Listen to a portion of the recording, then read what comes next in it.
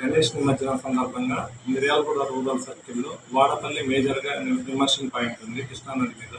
అక్కడికి ఆంధ్ర నుంచి మరియు మన దగ్గర నుంచి మిర్యాలగూడ నుంచి వాడపల్లి నుంచి మరియు చుట్టుపక్కల ప్రాంతాల నుంచి కూడా చాలామంది కృష్ణానదిని చూడటానికి మరియు అక్కడనే ఇమర్షన్ చేయాలనే ఉద్దేశంతో వచ్చేవారు చాలామంది ఉన్నారు. రాత్రి కూడా నియర్లీ ఒక 60 నుంచి 70 ఐడీస్ దాకా వచ్చినాయి అక్కడ ఇమర్షన్కి. మేము తగిన బందోబస్తుకు సంబంధించి అన్ని ఏర్పాట్లు చేసుకున్నాం. దాంతోపాటు మా వేమలపల్లి పోలీస్ స్టేషన్ పరిధిలో లెఫ్ట్ కెనాల్ మేజర్ కెనాల్ కొద్ది వాటర్ తక్కువ వస్తుంది, కానీ అక్కడ కూడా ఇమర్షన్ చేస్తుంది చిన్న చిన్న ఐడీస్. అక్కడ కూడా ఏర్పాట్లు చేసుకున్నాం బందోబస్తుకు సంబంధించి. మా దగ్గర జరిగే ఇమర్షన్ పాయింట్స్ ఈ రెండే ఉన్నాయి మేజర్గా. వాటికి తగిన బందోబస్తు ఏర్పాటు చేసుకున్నాం. నైట్ టైం ఏదన్నా అన్టువర్డ్ ఇన్సిడెంట్ జరిగినా కానీ ఎవరన్నా దాంట్లో పడిపోయినా వాళ్ళని తీసుకురావడం కోసం రచయితగాళ్ళని మరియు కృష్ణానదిలో ఒక బోట్ను కూడా ఏర్పాటు చేసుకున్నాం 5 వాళ్ళ సహాయంతో.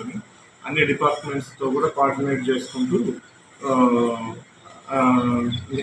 గణేష్ నిమజ్జనం కోసం అన్ని ఏర్పాట్లు చేసుకొని దానికి రెడీగా ఉన్నాం.